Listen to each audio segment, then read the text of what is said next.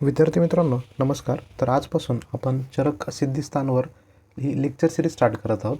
तर चरक सिद्धिस्थान हे एंटायर जे काही स्थान आहे चरकमधील एक इम्पॉर्टंट स्थान आहे. हे खूप स्टुडंटला म्हणजे खूपच अवघड वाटतं बरोबर, परंतु याला एकदम इझी वेमध्ये आणि सिम्प्लिफाईड मॅनरमध्ये शिकवण्याचा माझा मोटिव्ह आहे. तर ह्या एंटायर सिरीजमध्ये आपण काय काय बघणार आहोत, तर चरक सिद्धिस्थान एकदम डिटेलमध्ये आपण करणार आहोत. आणि डिटेलमध्ये कोणत्या प्रकारे, तर आयुष्याच्या जेवढ्या काही कॉम्पिटेटिव्ह एक्झाम असेल किंवा AIPGT असेल यासाठी फक्त एक्झाम पॉईंट ऑफ व्ह्यूने आपण याला बघणार आहोत बरोबर.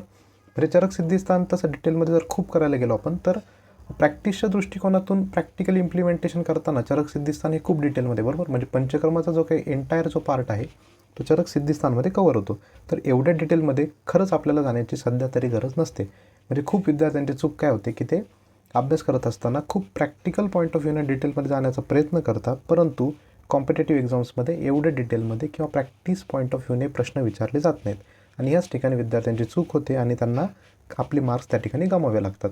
तर या चरक सिद्धिस्थानच्या लेक्चर सिरीजमध्ये आपण काय करणार आहोत की एक्झाम पॉईंट ऑफ व्ह्यूने कोणते कोणते पॉईंट्स महत्त्वाचे आहेत आणि कशाप्रकारे ते पॉईंट आपण लक्षात ठेवू शकतो हे आपण बघणार आहोत.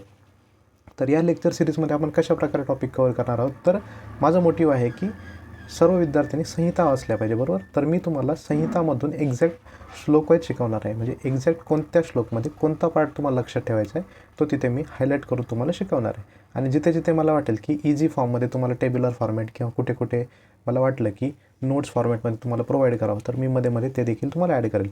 परंतु आपलं मेन मोटिव्ह आहे की तुम्ही संहितामधून जेव्हा स्टडी करतात तेव्हा बिटवीन द लाईन्स जे काही क्वेश्चन विचारले जातात ते तुमचे इझिली तुम्ही ते क्वेश्चन क्रॅक करून जाता बरोबर. तर या लेक्चर सिरीजचं मोटिव्ह हेच आहे की AIPGT असेल किंवा बाकी जेवढं काही कॉम्पिटेटिव्ह एक्झाम असतील त्याच्या दृष्टिकोनातून आपला अभ्यास होणं तितकंच महत्त्वाचं आहे, म्हणून ही लेक्चर सिरीज आपण स्टार्ट करत आहोत. तर या लेक्चर सिरीजचे सर्व व्हिडिओज आपण 1 बाय 1 टाकूयात.